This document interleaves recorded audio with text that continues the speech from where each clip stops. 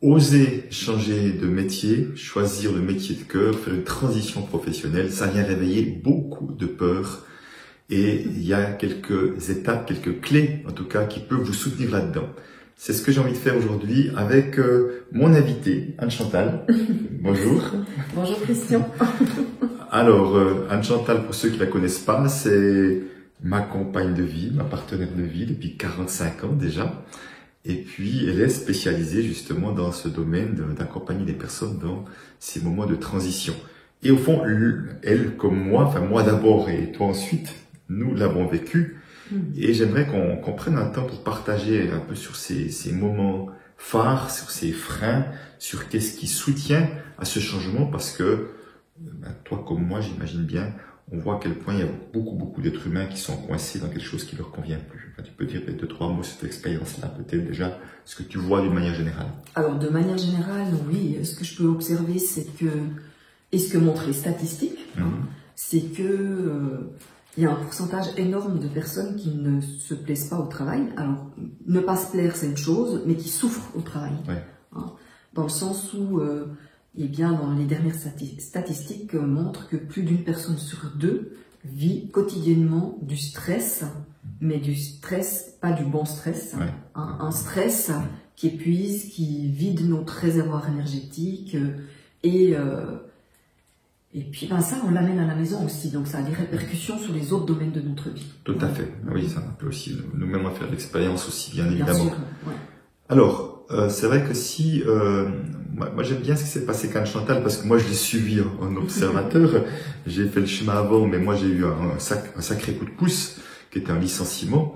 À un moment j'étais prêt, donc je veux dire les choses sont passées de manière assez simple, mais simplement moi j'ai pu observer Anne-Chantal souffrir dans une activité professionnelle, et j'ai pu voir ses résistances quand je lui parlais. Je disais à un moment donné, mais c'est quelque chose qui est plus juste, tu devrais envisager autre chose. J'ai pu voir à quel point, tu te rappelles, c'était juste pas possible d'entendre pendant une époque. Ça a été longtemps pas possible d'entendre. Oui. Vraiment longtemps. Et j'ai beaucoup négocié avec moi-même. Beaucoup. J'ai aussi trouvé des... Moi, je parle du carré de sable.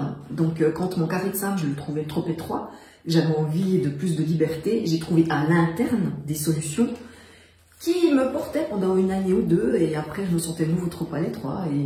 Et jusqu'au jour où, malgré, je pense que j'avais le carré de sable le plus grand qu'on puisse avoir là où je travaillais, en ayant des responsabilités, eh bien, je me suis quand même retrouvée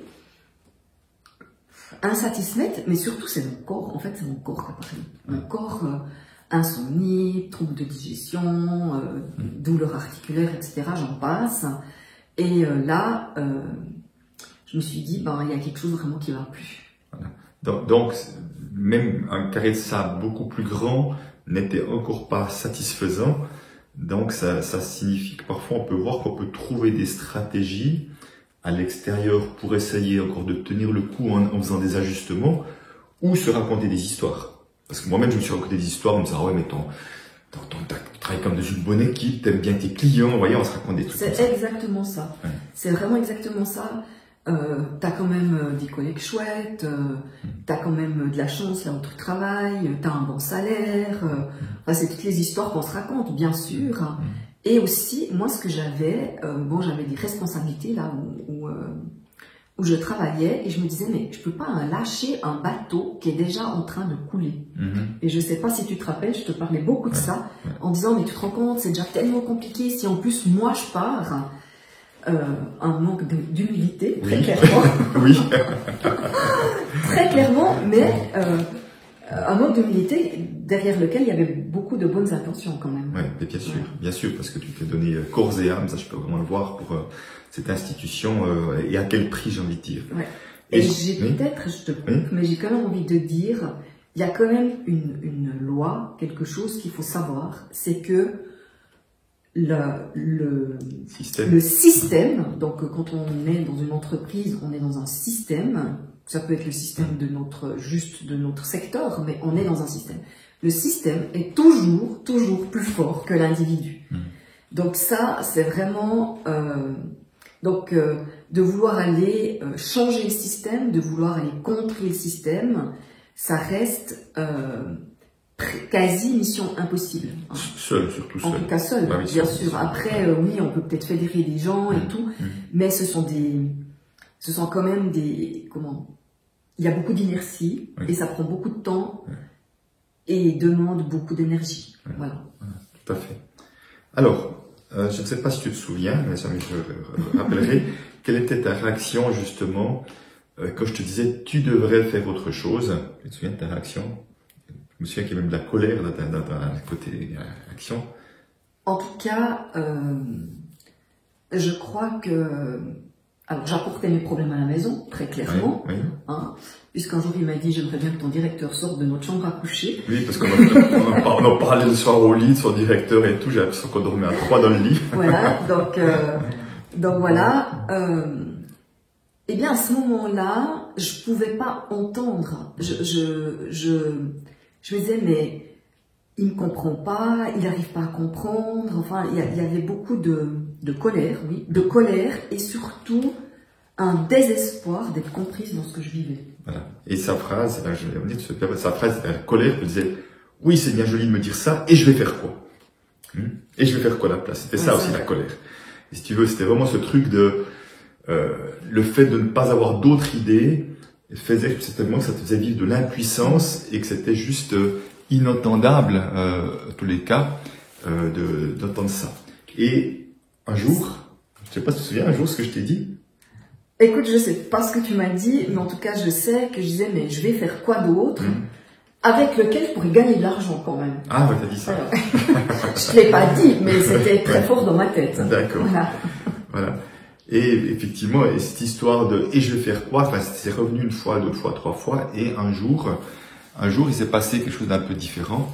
C'est qu'un jour, je lui ai dit « mais en fait, ça commence, tu n'as pas besoin de savoir quoi faire, ça commence toujours par un oui à l'intérieur de soi. » Un jour, on se dit « j'en ai assez, oui, je veux changer, même si je ne sais pas ce que je vais faire. » Je sais pas si tu te souviens de ça. Je me rappelle, oui, c'est quelque chose que tu as dit et que je dis à mes clients souvent, c'est ce oui à autre chose qui fait qu'à un moment donné, il y a des choses qui viennent à nous. Voilà, c'est vraiment un déclencheur. Et c'est vraiment un déclencheur, et je pense à cette phrase de Béatrice Fornari qui dit toujours, une nouvelle aventure commence toujours par un oui. Ouais. Avant de savoir quelle action je vais poser, qu'est-ce que je vais faire, c'est juste oui, cette fois je m'ouvre à cette possibilité-là. Et c'est ça. Et pour moi, c'est vraiment un mouvement intérieur. C'est-à-dire que Anne Chantal, avant, était dans un endroit de fermeture. Elle restait dans son problème, mais sans s'ouvrir à autre chose à l'extérieur.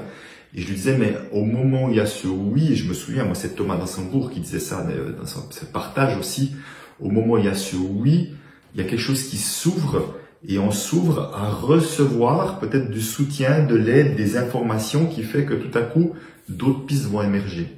Et je me souviens, je t'ai dit ça, et un jour, tu m'as dit, eh ben, ok, cette fois, je peux m'ouvrir à imaginer cette autre chose, à ce oui intérieur. Oui. Alors, je me suis ouverte au oui intérieur, et en plus, je me suis... Il y a eu un moment où j'ai pu imaginer faire autre chose. Oui. Hein. Donc, ce oui, c'était ça. C'était... Ben oui, je peux quitter cet endroit, je peux quitter les collègues avec qui j'ai du plaisir à travailler, je sais pas pour faire quoi, mais il y avait comme un pas, j'y suis encore, mais je vois qu'il y a une porte ouverte. Oui. Ça a vraiment été ça. Donc c'est vraiment l'idée il peut y avoir une autre vie à côté de celle-ci. Il peut y avoir, ouais. Et même si je sais pas ce que c'est. Voilà. Ouais. Et j'ai envie de vous partager, parce que comme je l'ai vécu, après tu te diras, mais... Donc vraiment, il y a eu ce oui, et vraiment, je dis très peu de jours après, c'est moins d'une semaine. Moi, je reçois un mail d'une personne qui s'appelle Flavienne Sapali qui faisait un travail, c'est quoi le nom de s'épanouir professionnellement, quelque chose dans cet ordre. Voilà, quelque chose comme ça. Enfin, je reçois ces courriels, parce que je recevais ces courriels de Flavienne, je reçois toujours d'ailleurs, et je vois ça, puis on est dans le bureau d'un côté de l'autre, et je vais juste transférer Anne Chantal. Et puis je me souviens, Je me souviens tout à coup, mais c'était en soirée, hein, je me souviens tout à coup qu'un moment après, je sentais dans mon ressenti, une forme d'agitation dans le bureau à côté, où était Anne-Chantal. Je ne pourrais pas vous dire comment, mais j'ai ressenti une forme d'agitation. Et puis je me suis déplacé, puis je dis, ah tiens, il se passe quoi et tout. Puis elle me dit, je me suis inscrit à la formation que tu viens m'envoyer. Je ne sais pas si tu te souviens de ça, mais je me suis inscrit à cette formation-là, puis je dis... Alors, je t'ai peut-être dit, je vais m'inscrire parce que j'ai dû demander des congés. Donc oui, non, mais je dis, je m'inscris, je dis non, parce qu'elle me dit, je me suis inscrit, je dis, mais, c'est là que je dis, mais, attends, mais 100 semaines, tu dois demander des congés. Je dis, oui, mais c'est bon, je les aurai, ces congés. Enfin, il y avait un truc, une sorte de détermination, elle a vu ça, je pense que tu as senti, c'est ça. Oui, j'ai vu ça comme, j'ai ouvert la porte et j'ai vu ça comme le premier pas. Ouais. Et que je n'ai jamais regretté. Ça c'est sûr. Ça c'est sûr que je n'ai jamais regretté. Ça a été une formation qui a vraiment qui m'a fait mettre le pied dans quelque chose de nouveau, qui m'a ouvert à quelque chose de nouveau. Oui. Alors, ce qui est, je trouve, magique, j'aime bien partager cette histoire-là, c'est que, vous voyez, il y a ce oui à l'intérieur de moi. Thomas Dansembourg parlait, c'est comme ça que d'un coup, quelqu'un a parlé de communication non violente, de choses comme ça, et d'un coup, les choses arrivent à vous de manière surprenante. Et là, on peut dire c'est surprenant, ça s'attendait pas à ça. Et tout à coup, il y a ce truc qui arrive, qu'elle aurait peut-être vu 2 mois avant, qu'elle n'aurait même pas, elle l'aurait effacé tout de suite, peut-être mis de côté, mais là, c'était mûr. Elle s'inscrit, et après, à l'issue de la formation, elle me dit, mais c'est ça que je veux faire. Oui, je savais. Après, ça s'est beaucoup précisé avec les années, hein, parce que c'est toujours la même chose. On part, puis après on fait des expériences, et puis avec les expériences, on dit c'est un petit peu plus à gauche, ou un petit peu plus à droite, mais l'essentiel était là, très clairement. Ouais. L'essentiel était là. Ouais. Voilà, donc simplement, c'est vraiment pour moi aussi au cœur de ce message, j'ai envie de partager. C'est à l'image de la citation de Béatrice, tu disais, c'est que tout commence par un oui. Effectivement, ce oui, j'en peux plus, oui, je veux autre chose. Moi, je l'ai vécu en 2006, suite à une formation que j'ai suivie aussi. D'un coup, ça m'a pété la figure que je n'en pouvais plus de ce métier de conseiller en placement. Et je me souviens avoir dit, je change, je reste à la banque parce que je faisais d'autres choses qui étaient chouettes, ou je vais à l'extérieur, mais cette fois, je me mets en route. Cette fois, c'est fini de négocier avec moi-même, je me mets en route. Et une semaine après, je n'ai parlé à une seule personne à la banque, et une semaine après, une personne me contacte de la banque pour me dire j'aimerais venir travailler pour moi. C'est la personne que j'ai trouvée la plus talentueuse que j'avais vue de la banque. Travailler pour elle, c'était vraiment super intéressant. Et c'était juste le pas nécessaire pendant les 2 ans que suivi cette expérience pour finalement être viré, mais surtout maturer intérieurement pour être vraiment prêt à ce changement-là. Mais vous voyez, c'est aussi parti de ce oui, j'en peux plus. Et cette fois, je me mets en chemin. Donc, j'aimerais vraiment, à travers ça aussi, c'est vraiment aussi de vous interpeller, peut-être ceux aussi qui sont ou de l'activité qui leur convient plus, peut-être qu'on fait une activité un chemin qu'ils ont envie, mais c'est pas encore ça. Je sens que je ne cours pas aligné au bon endroit. Un pasteur Roy aussi comme ça, j'imagine. Oui, j'ai des personnes, j'ai presque la moitié des personnes qui ont déjà une vague, des fois plus qu'une vague idée, et en même temps qui n'arrivent pas à passer à l'action, qui en même temps sentent que c'est encore pas tout à fait ça. Donc, c'est un programme quand même qui permet vraiment d'affiner sa vision, et en lien pas avec sa part visible, notre personnalité, notre caractère, parce que ça va être aidant bien sûr, mais vraiment avec ce qui est là à l'intérieur de nous et qu'on sent qui est là, et que souvent on n'arrive ni à mettre des mots, ni à faire émerger pour le voir, voilà. Et je crois que c'est ça qui est important, c'est qu'à un moment donné, c'est d'aller voir qu'est-ce qu'il y a dans cette part invisible, qu'est-ce qu'il y a dans cette raison d'être qui chatouille là, et qui demande à sortir quelque part.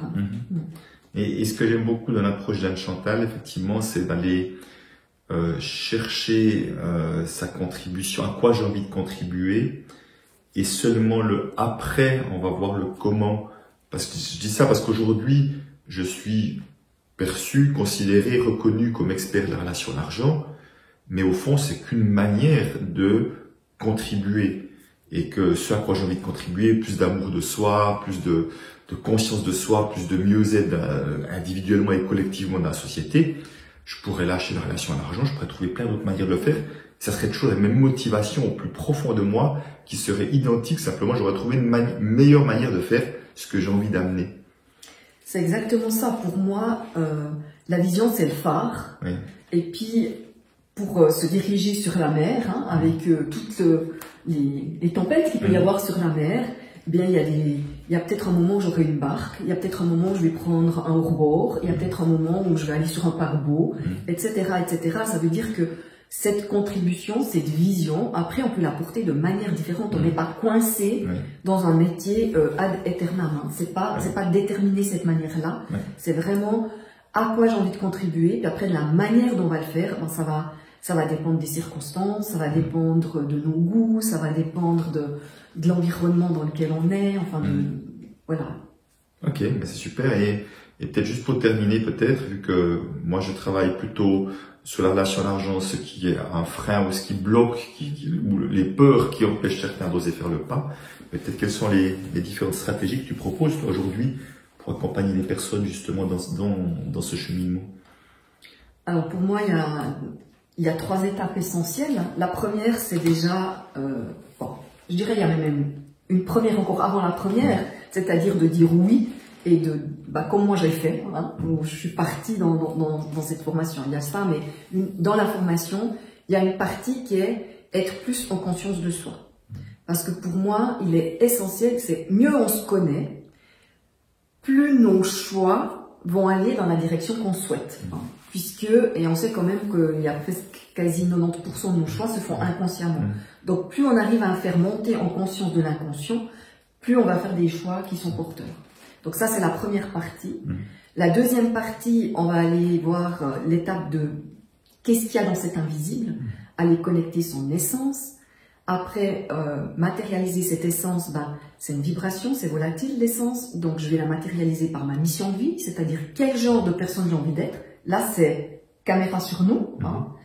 Et après, on va voir cette personne qui vibre cette énergie-là. On va tourner la caméra et ça va être à quoi elle a envie de contribuer. Et une fois qu'on a ça, eh bien, on va revenir dans la visibilité où on va définir, en lien avec cette mission, cette contribution, cette essence, quel objectif professionnel je vais me mettre. Et je donnais cet exemple que je donne souvent parce qu'il est aisé à comprendre. Si je mets plus de beauté dans le monde, eh bien, l'objectif professionnel, ça pourrait être coiffeuse, esthéticienne, architecte, fleuriste, toiletteuse pour chiens, enfin voilà, ou toiletteur, parce que je pense qu'il existe des hommes aussi, etc. Et de voir après quelles sont les étapes, qu'est-ce que je dois mettre en place pour concrétiser cet objectif avec un plan bien défini et des stratégies pour reconstruire son plan, bien sûr. D'accord. Donc tu proposes ça autant dans l'individuel que dans les programmes en groupe et tout ça, tu as différentes stratégies. On mettra peut-être le lien de ton site peut-être aussi. Ouais. Alors je le propose en individuel, en sachant que pour l'instant il n'y a plus de place en individuel. Et à l'heure où on se parle, parce que au moment où vous regarderez cette vidéo, vous pouvez toujours renseigner. Et puis en groupe en ligne, avec une partie vidéo, une partie webinaire. Partie webinaire qui me tient particulièrement à cœur parce que j'aime être en lien, et il y a un côté, j'aime entourer pour que chacun puisse aller toucher justement cette part invisible. Donc, pour moi, c'est vraiment essentiel et mettre en place ce qu'il a envie de mettre en place. Voilà, moi j'ai une croyance, c'est que plus nous serons nombreux à faire à offrir qui nous sommes et en faisant ce que nous aimons, mieux notre société se portera. Alors vous voyez que non seulement il y a 45 ans qu'on est ensemble, mais on est bien complémentaires. Hein. Elle aide les uns et les autres à toucher à son essence. Moi je l'aide les uns et les autres à ce que l'argent ne soit pas un frein. D'ailleurs, quand même, tu interviens dans ma formation. Oui, quand même. J'ai pas osé dire non. Donc voilà, en tout cas, j'étais ravi de partager ce moment avec toi parce que notre vie, c'est vrai, depuis qu'on a choisi ce métier de cœur, est quand même tellement différente, je veux dire tellement incroyable, j'ai envie de dire par moment aussi, que voilà, je trouve que plus nous serons nombreux, mieux ça serait quand même. Oui, c'est vrai que quand j'ai dit oui à autre chose, sans savoir ce qu'était cette autre chose, J'aurais pas imaginé, je crois que j'ai pas imaginé le 10% de ce qu'on vit. Ouais, je dis ça, je dis la même chose, et j'aurais signé largement pour le quart de ce que j'ai vu, j'aurais signé tout de suite en disant je prends, sachant pas qu'il y ait beaucoup mieux, encore beaucoup plus qui m'était encore proposé. Par contre, j'ai quand même envie de faire une précision qui me semble essentielle, c'est que c'est pas forcément devenir indépendant. Non. Et moi, j'ai plein de gens qui ont fait des changements de poste. Et qui sont très heureux, c'est pas forcément l'indépendance, parce que l'indépendance c'est pas porteur pour tout le monde. Il y a des gens qui n'ont pas envie de ça et c'est tout à fait ok. Et honorable. On va pas se forcer de faire quelque chose. Oui, c'est vrai. Merci Chantal. Merci à toi. Voilà, j'espère que vous avez pris du plaisir à écouter nos parcours et surtout ces idées, ces propositions aussi. Et on vous retrouve bientôt pour une nouvelle vidéo. À